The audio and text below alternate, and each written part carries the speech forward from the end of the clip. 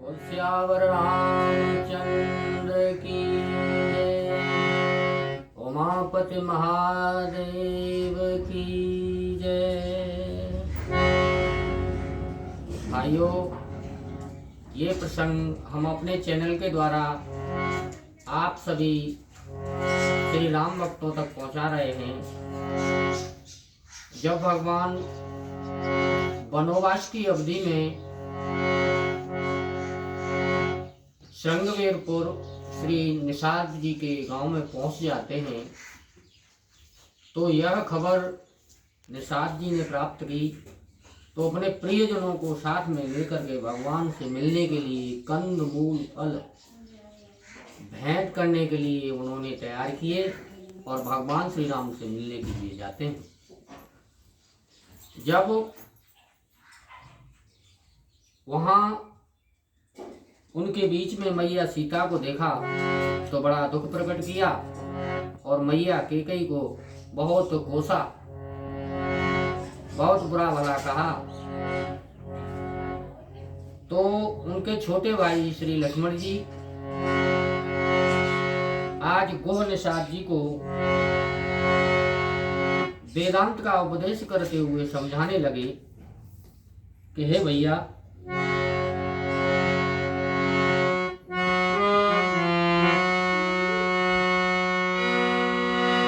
बोले लखन मधुर मृदु वाणी, ज्ञान वैराग्य भगत रस सानी। भैया लक्ष्मण जी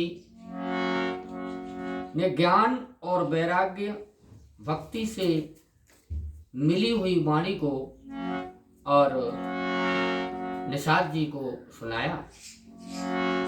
भक्ति, ज्ञान और वैराग्य की जो वाणी है वो जीव के कल्याण को करने वाली है। भक्ति, ज्ञान, वैराग्य के बिना मेरे प्रिय भगवत प्रेमियों कभी किसी का कल्याण नहीं हो सकता है। काहु न को सुख दुख कर दाता, निज कृत्य कर्म भोग सब भ्राता। हे भैया निषाद, कोई किसी को दुख का देने वाला नहीं है। सब प्राणी अपने अपने कर्मों के अनुसार यहाँ सुख दुख के भोगता है।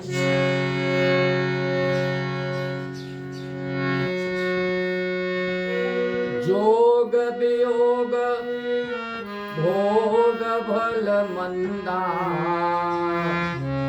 हित अनहित मध्यम भ्रम फंदा। जो जन्म मरण जह लग जग जालू, संपत्ति विपत्ति कर्म और कालू। संयोग मिलना बिछुड़ना, यश अपयश, हानि लाभ, ये तो सब भ्रम के फंदे हैं। जन्म मृत्यु संपत्ति विपत्ति कर्म और काल, जहां तक जगत के जंजाल हैं। धन धाम धनु पुर परिवार, सर को लगे व्यवहारू। देखिया सुनिया गुनिया मन माही, मोह मूल परमार्थ नाही। धरती, घर, धन, नगर और परिवार, स्वर्ग, नरक, जहां तक ये संसार का व्यवहार है, जो देखने और सुनने मन के अंदर विचारने में आते हैं, इन सब का मूल सिद्धांत है मोह। मोह सकल व्याधिन कर मूला, सभी व्याधियों की जड़ है मोह। जब जीव सुख और दुख में समान रहता है, हानि लाभ का जिसके हृदय के अंदर बराबर बराबर विभाजन है, ऐसे व्यक्ति को विषयों के विलक्षण पल कभी सताते नहीं। जय पराजय, हानि लाभ और सुख दुख को समान समझकर उसके बाद जो कुछ भी जीव करता है उसमें वह समभाव रखने वाला व्यक्ति स्थित प्रज्ञ कहलाता है। स्थिति प्रज्ञ वह है जिसने आत्मा से आत्मा को संतुष्ट कर लिया है। और आगे समझा करके लक्ष्मण जी बोले, हे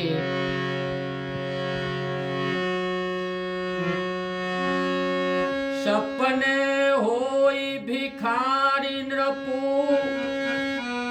रंक नाक पति होई, जागे लाभ न हानि कछो, तिम प्रपंच जीव जोय। जैसे स्वप्न में राजा भिखारी हो जाए या कंगाल स्वर्ग का राजा स्वामी इंद्र हो जाए, तो जागने के बाद इन दोनों का कोई महत्व नहीं रहता। जब जीव इस संसार से विरक्त हो जाता है तो वो जाग जाता है। अस विचार नहीं कीजिए रोसु, काहू हे बादन दीजिए दोषु, मोहन सासब शोभन हारा, देखिए सपन अनेक प्रकारा। ऐसा विचार कर हे निषाद जी, किसी को व्यर्थ में दोष नहीं देना चाहिए। सब लोग मोह रूपी रात्रि के अंधकार में सोए हुए हैं, और जब व्यक्ति सो जाता है तो वो अनेक प्रकार के स्वप्न देखता है। लेकिन इन स्वप्नों का कोई सत नहीं है, और जो असत है उसका कोई प्रभाव नहीं। सत का संसार में हमेशा प्रभाव बराबर रहता है। आगे लिख रहे हैं गोस्वामी जी, एहि जग जामने जागहि जोगी, परमारथी प्रपंच वियोगी, जानिए तबहि जीव जग जागा, जब सब विषय विलास विरागा। सच्चा जीव को तभी जानना चाहिए जगा हुआ जब वो सभी विषयों से विरक्त हो जाए, सभी विषयों से उसे मुक्ति मिल जाए।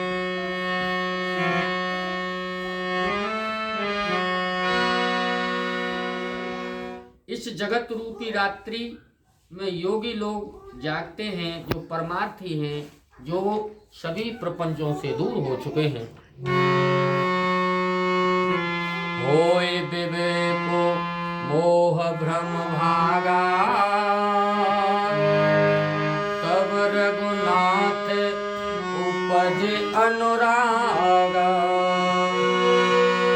सखा परम परमारथ एहु, मन क्रम वचन राम पद नेहु। राम ब्रह्म परमारथ रूपा,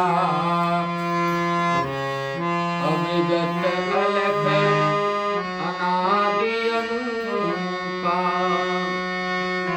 सकल विकार रहित गत भेदा,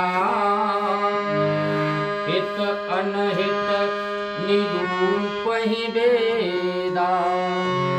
विवेक होने होने पर मोह रूपी भ्रम भाग जाता है। विवेक यानी कि ज्ञान को उचित स्थान पर लगा देने का नाम ही विवेक है। तब अज्ञान का नाश होने पर श्री रघुनाथ जी के चरणों में परम प्रीति होती है।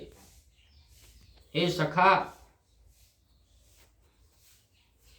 हे मेरे मित्र, मन वचन और कर्म से श्री राम जी के चरणों में प्रेम होना, यही सर्वश्रेष्ठ परमार्थ और पुरुषार्थ है।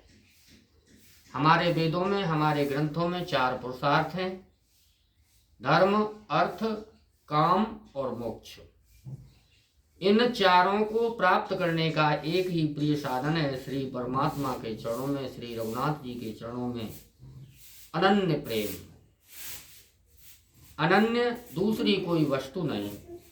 बोले सिया रामचंद्र की जय।